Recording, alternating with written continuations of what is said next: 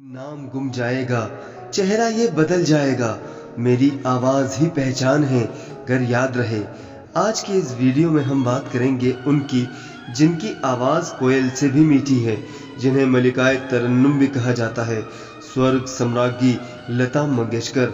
यूं तो लता मंगेशकर की आवाज़ के बारे में जितनी तारीफ की जाए कम है, लेकिन कुछ किस्से जो आपको सुनाना ज़रूरी है।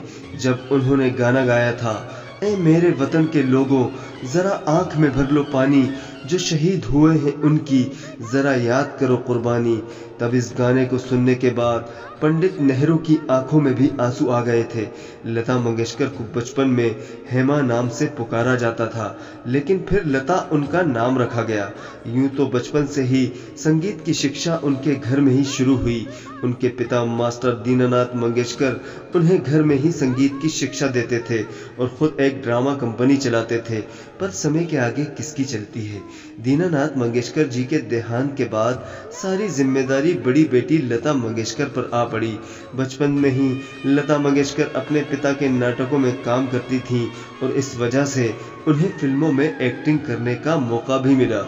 लेकिन नन्ही सी लता एक्टिंग नहीं करना चाहती थी। उन्हें अपने चेहरे पर मेकअप लगाना बहुत बुरा लगता था और एक बार शूटिंग से घर आकर वो बहुत जोर जोर से रोई और अपनी माँ से कहा, माँ मुझे एक्टिंग नहीं करनी, मुझे सिर्फ गाना गाना है। गुजरे ज़माने के मशहूर म्यूज़िक डायरेक्टर मास्टर गुलाम हैदर लता मंगेशकर को अलग अलग म्यूज़िक डायरेक्टर्स के पास ले गए और कहा, लता की आवाज़ सुनो, एकदम अलग है। लेकिन किस्मत को शायद कुछ और ही मंजूर था। उस दौर के बड़े बड़े म्यूज़िक डायरेक्टर्स ने लता मंगेशकर को रिजेक्ट कर दिया और ये कहा कि इसकी आवाज़ बहुत पतली है, ये फिल्मी गानों के लिए नहीं बनी है।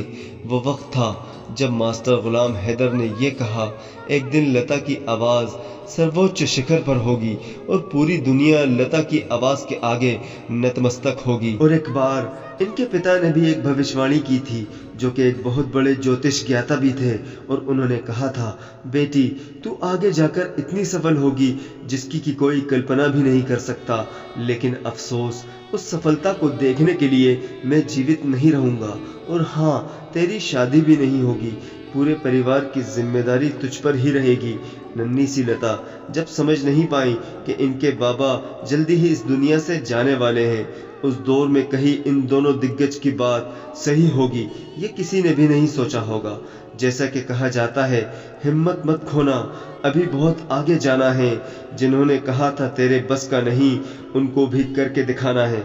लता मंगेशकर ने हार नहीं मानी और कोशिश करती रहीं, और धीरे धीरे नए उभरते म्यूजिक डायरेक्टर्स के साथ उन्हें काम करने का मौका मिला, जैसे नौशाद साहब, शंकर जयकिशन। और फिर तो पलटकर देखने की लता मंगेशकर को ज़रूरत कभी पड़ी ही नहीं। एक तरफ बड़े बैनर लता की आवाज़ चाहते थे, तो दूसरी तरफ हर बड़े बड़े म्यूज़िक डायरेक्टर्स सिर्फ लता मंगेशकर के साथ ही काम करना चाहते थे, वो चाहे दादा बर्मन हो या फिर मदन मोहन। लता मंगेशकर की आवाज़ का जादू यूं चला कि आने वाले तमाम म्यूज़िक डायरेक्टर्स अपने पहले गाने के लिए लता मंगेशकर की ही आवाज़ चाहते थे, जिनमें लक्ष्मीकांत प्यारेलाल और आर.डी. बर्मन का नाम सबसे पहले आता है। लक्ष्मीकांत प्यारेलाल का तो ये कहना था कि अगर लता मंगेशकर पुरुष की आवाज़ में गा सकती तो वो सारे गाने उन्हीं से गवाते। शास्त्रीय संगीत के उस्तादों को भी लता मंगेशकर की आवाज़ ने खासा मुतासिर किया।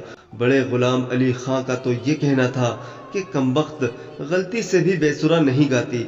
फिल्म संगीत में एक दौर ऐसा था जहां पुरुष गायकी के लिए बहुत से विकल्प थे, मोहम्मद रफ़ी, मन्ना डे, तलत महमूद, हेमंत कुमार या फिर मुकेश और किशोर कुमार। लेकिन फीमेल प्लेबैक सिंगिंग में लता मंगेशकर का कोई सानी न था। लता मंगेशकर के संगीत के सफ़र में ये बात भी सामने आई कि उनका झगड़ा बड़े बड़े प्रोड्यूसर्स और सिंगर्स से भी हुआ। लता मंगेशकर ने रॉयल्टी इशू उठाया और ये कहा कि प्रोड्यूसर को सिंगर्स को भी रॉयल्टी देना चाहिए। हालांकि इस दौर के दूसरे सिंगर्स लता की इस बात से इत्तेफाक नहीं रखते थे, लेकिन लता मंगेशकर अपनी बात पर अड़ी रहीं और राज कपूर जैसे बड़े बैनर के लिए भी लता जी ने गाने से मना कर दिया। बदलते जमाने में जहां गायक और गायिकाएं पिछड़ते जा रहे थे, वहीं लता मंगेशकर की गायकी के नए नए रूप सबके सामने आ रहे थे। नौशाद साहब हो या शंकर जयकिशन या सचिन देव बर्मन और आर.डी. बर्मन, मदन मोहन और रोशन साहब की धुनों को कौन भूल सकता है। लक्ष्मीकांत प्यारेलाल हो या उभरते दौर के संगीतकार जतिन ललित और आज के दौर के दिग्गज ए.आर. रहमान, इन सभी संगीतकारों के साथ लता मंगेशकर ने बहुत काम किया। दुनिया ने लता मंगेशकर को और भी कई नामों से नवाजा।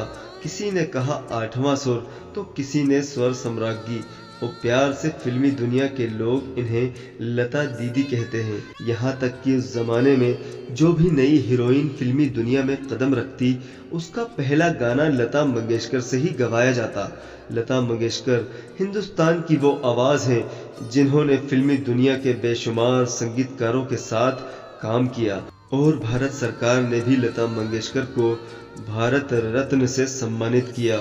आज भले ही वो हमारे बीच नहीं, पर उनकी आवाज़ का जादू रहती दुनिया तक हमारे दिल दिमाग पर छाया रहेगा, और उनकी याद उनकी आवाज़ के साथ हमेशा याद रहेगी। दोस्तों, ये वीडियो पसंद आई हो तो लाइक, शेयर, कमेंट्स और चैनल को सब्सक्राइब ज़रूर करें।